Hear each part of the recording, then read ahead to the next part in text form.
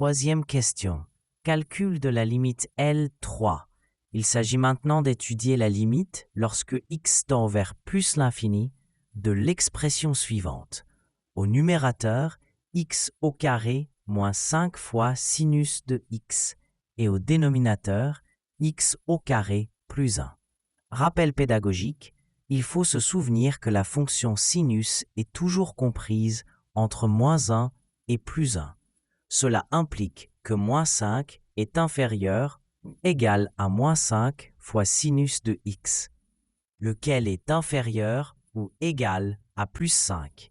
En ajoutant x au carré de part et d'autre, on obtient x au carré moins 5 est inférieur ou égal à x au carré moins 5 fois sinus de x, qui est lui-même inférieur ou égal à x au carré plus 5. En divisant par x au carré plus 1, qui est toujours positif pour tout x, on a l'encadrement suivant. Le rapport x au carré moins 5 sur x au carré plus 1 est inférieur ou égal au rapport x au carré moins 5 fois sinus de x sur x au carré plus 1, qui est lui-même inférieur ou égal au rapport x au carré plus 5 sur x au carré plus 1. Or, la limite de x au carré moins 5 sur x au carré plus 1, lorsque x tend vers l'infini, est égale à 1. De même, la limite de x au carré plus 5 sur x au carré plus 1, lorsque x tend vers l'infini, est aussi égale à 1.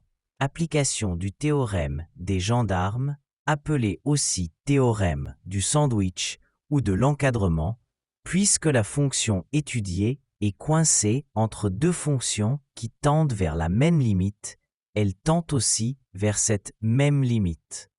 Ainsi, L3 est égal à 1. Conseil du professeur, dès que vous voyez sinus ou cosinus multipliés par un facteur, mais sans croissance plus forte que polynomiale, il faut penser au théorème de l'encadrement.